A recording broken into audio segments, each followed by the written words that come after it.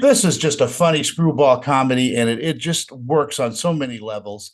And Paris, you are just hilarious. Thank you. Yeah, she kills it, Thank doesn't you. she? You remind me so much of Lucille Ball. It just you're fearless when it comes to comedy. Is that natural? Do you enjoy just pie in the face kind of comedy? Yeah, I love comedy. I've always loved comedies. I mean, I grew up watching Adam Sandler movies and the beginning of my career I was on sitcoms. So and I had never really acted before, so that's like really how I kind of learned to act was like being on sitcoms and having live shows and um I don't know, comedy is just it's so universal. Everyone, watches them to laugh, obviously, in any situation, like whatever they're going through in life. So I don't know. I feel like comedies are just easy. You can just turn it on and you can make anyone smile. So yeah, I definitely love comedy. That's for sure.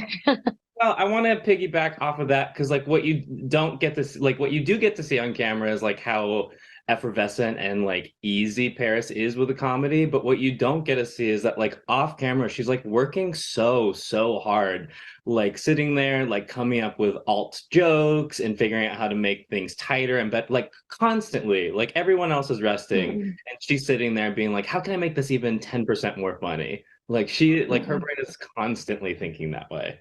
Well, you're no mm. slouch either, Chris. I mean, my gosh, you have a history of comedy, but you also are a writer, and you've done a lot of work behind the camera. In producing and being a comedian, there's a rhythm to it. I would think.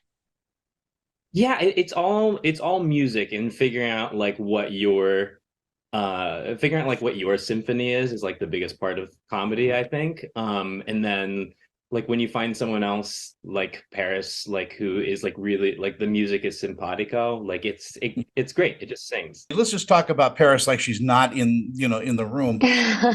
But when you have somebody like Paris, who is both, I mean, I'll just say it, she's gorgeous, but she can take a fall. That's a wonderful scene partner to have. Yeah, I did throw her on the ground a lot. She can really take a fall. Uh-huh. So, And I so it's a was French I was film. piggybacking off of Chris's back a lot as well. So he can definitely take some throws and punches too. But no, I mean our first day of filming, we literally improv the whole scene. So Chris is amazingly talented and so open and vulnerable and having a partner like that is really all that you can ask for. It just makes such a trusting and welcoming space. And then it makes everything funnier and better. And so Chris is amazingly talented as well. Well, he is, and he's a brilliant And improver. I mean, weren't you a member of the Upright Citizens Brigade? yes, I'm still there. Oh, So, okay.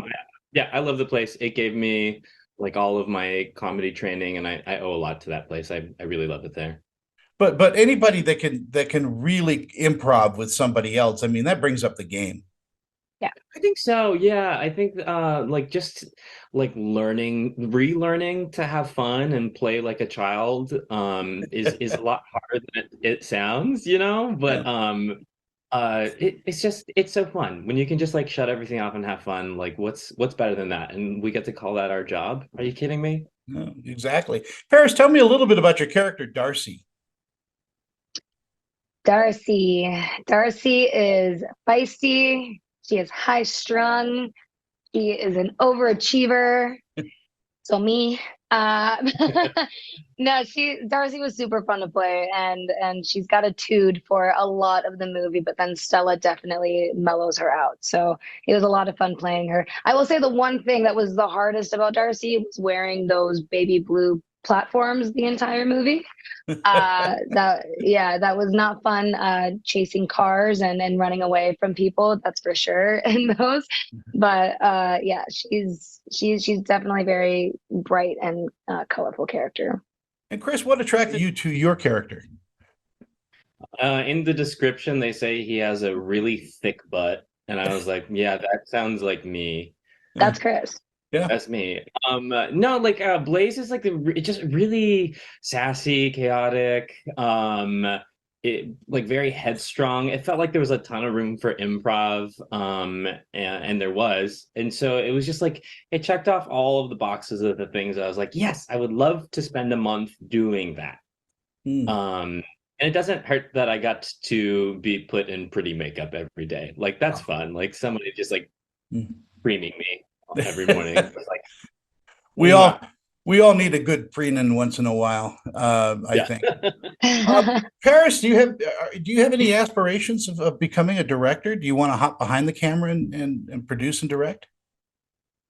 Definitely producing and definitely writing. I've actually been trying to sell a couple projects the past couple of years, and I'm developing a script with a good friend of mine. But yeah, that's definitely stuff I want to do. I want the Adam Sandler career. I want the Margot Robbie career.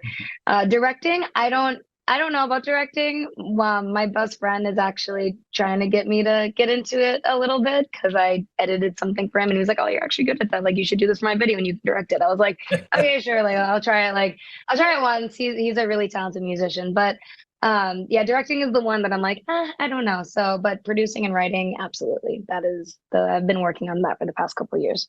And Chris, how about you? I know that you've directed and done all that, but do you want to do it more and more? Yeah, I would love to. Like if I get to direct something this year, I think that'd be pretty cool. It'd be pretty nice to do. You can direct one of my projects. Yeah, and I'm a mean director, by the way. So Well, that's what I need. yeah, I'm a shut up and work kind I of need person. someone who's tough on me. That's how I learn. Do you wear the riding crop pants and carry a whip with you when you direct, like Cecil B. DeMille did? Yeah, exactly. I take it straight from DeMille. I do have my own horse that I keep in the closet back there, and I ride in on set. And the horse is so hungry and it's so angry and it's clomping around. It's really, honestly, like I would say bad. I would say it's a Stop bad. talking about me that way. Oh my I'm God. right here. When did we take the wrong turn on this interview? Anyway, in our final moments, Paris, what do you think audiences are going to take away from watching Pretty Stoned? I think they're gonna take away just a fun comedy about two really, really cool girls and friendship and just I think that everyone's just gonna laugh. That's all I want. I just want people to laugh. That's what I want in my career. I either want you to laugh or I want you to cry. So for this one, I want you to laugh. Yay. Thank God. I was thinking, well, laugh and cry, but you have to do it appropriately. That's Yes, yeah. exactly. I want to thank you both for such a fun interview and congratulations on Pretty Stoned. It's on MTV. It'll be on MTV. It's just hilarious. Thank you, Tony. Appreciate you. You guys take care and have a wonderful day. You too. Have a great morning. Bye. I feel like a Muppet. Yeah.